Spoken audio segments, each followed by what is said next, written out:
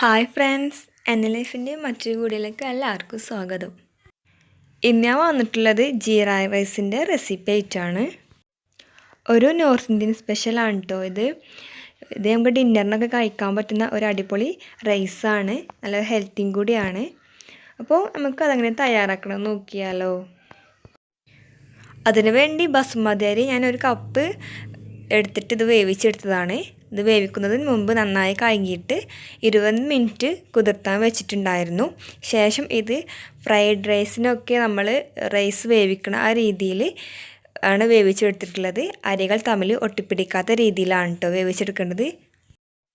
വേവിച്ചെടുക്കുന്ന സമയത്ത് ഇതിനേക്ക് ആവശ്യമായിട്ടുള്ള ഉപ്പും കൂടി ചേർത്ത് കൊടുക്കണം. അതുപോലെ തന്നെ 1 ടീസ്പൂണ് ഓയിലും ചേർത്ത് കൊടുക്കുക. എന്നിട്ട് വേണം ഇത് വേവിച്ചെടുക്കാനായിട്ട്.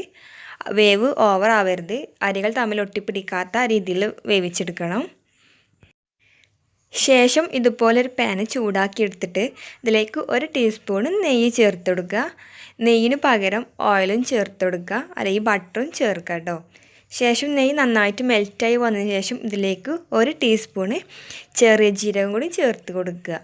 ചെറിയ ജീരകമാണ് നമ്മളിവിടെ ചേർത്ത് കൊടുക്കുന്നത്, അപ്പോൾ അത് ചേർത്ത് കൊടുക്കുക.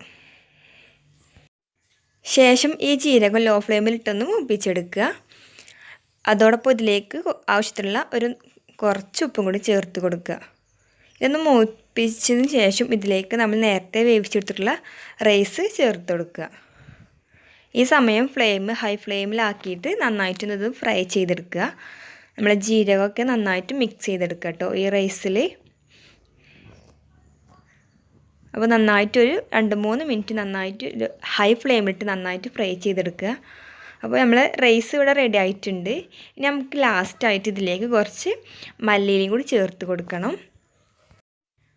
അപ്പോൾ ഒരു പിടി മല്ലിയില എടുത്തിട്ട് ഇതിലേക്ക് സ്പ്രെഡ് ചെയ്ത് കൊടുക്കുക. ശേഷം നന്നായിട്ട് മിക്സ് ചെയ്ത് കൊടുക്കുക.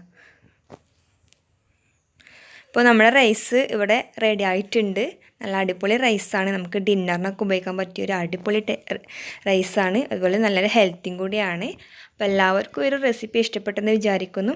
ഇഷ്ടപ്പെട്ടാൽ ലൈക്ക് ചെയ്യുക, ഷെയർ ചെയ്യുക, ഒപ്പം തന്നെ സബ്സ്ക്രൈബ് ചെയ്യാനും മറക്കരുത്.